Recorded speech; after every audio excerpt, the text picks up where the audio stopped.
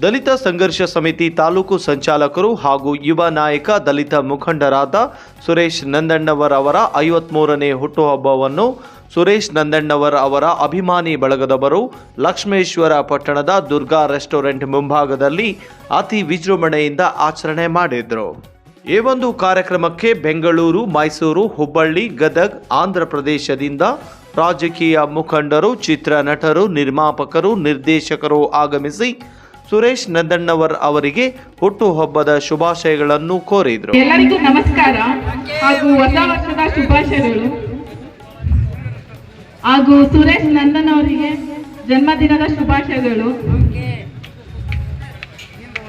ಧನ್ಯವಾದಗಳು.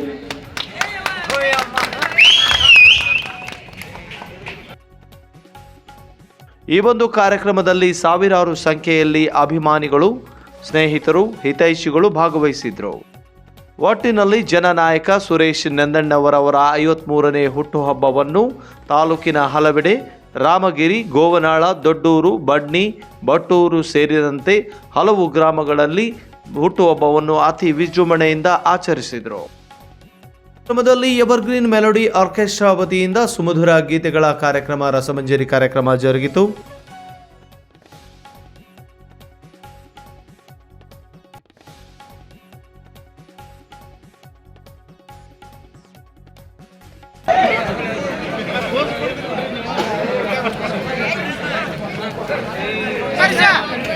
ಎಲ್ಲರೂ ಕೂಡ ಇವತ್ತು ಒಬ್ಬರ ಕರೆಗೆ, ಒಬ್ಬರ ಪ್ರೀತಿಗೆ ನಾವೆಲ್ಲರೂ ಬಂದೇವಂದ್ರ ಅದು ಸುರೇಶ್ ಅಣ್ಣನ ಸಲುವಾಗಿ ಅಂತ ಹೇಳಕ್ ಇಷ್ಟಪಡ್ತೇನೆ.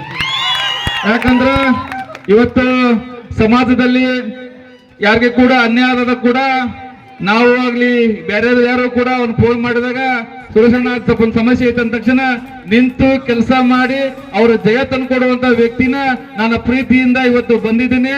ಅವ್ರಿಗೂ ಇನ್ನೂ ಇವತ್ತು 56 ವರ್ಷ, 53ನೇ ವರ್ಷ ಹುಟ್ಟಿದಬ್ಬ. ಆದ್ರೆ ಮುಂದಿನ ದಿನ ಇನ್ನೂ 53 ವರ್ಷ ಬದುಕಿ ಈ ಸಮಾಜದ ಒಳ್ಳೆ ಹೆಸರು ಮಾಡುವ ಮುಖಾಂತರ ಅಕ್ಕವ್ರು ಹೇಳಿದ್ರು ಅಣ್ಣವರು ಅಧಿಕಾರದಲ್ಲಿ ಇರುವಂತ ಸ್ಥಾನಮಾನ ಬರಲಿ ಅಂತ ನಾನು ಕೂಡ ಬಯಸ್ತೀನಿ. ಮುಂದಿನ ದಿನಮಾನಗಳಲ್ಲಿ ಅವರು ಏನೊಂದು ರಾಜಕೀಯ ಪಕ್ಷ ಆಗಿರ್ಬೋದು, ಇಲ್ಲ ಅವ್ರ ಸ್ವಂತ ಪಕ್ಷ ಆಗಿರೋದು ಕೂಡ ಎಲ್ಲೇ ಕೂಡ ನಿಂತರೂ ಕೂಡ ಅವ್ರ ಸಲ ನಾವು ಕೆಲಸ ಮಾಡಿ ಗೆಲ್ಸಿ ತರಿಸುವಂತ ಕೆಲಸ ನಾವು ಮಾಡ್ತೇವೆ ಅಂತ ಹೇಳ್ತಾ ಕರೆಸಿ ಮಾತಾಡ್ಲಿಕ್ಕೆ ಅವಕಾಶ ಕೊಟ್ಟಂತ ಎಲ್ಲರಿಗೂ ಕೂಡ ಅಭಿನಂದನೆಗಳು.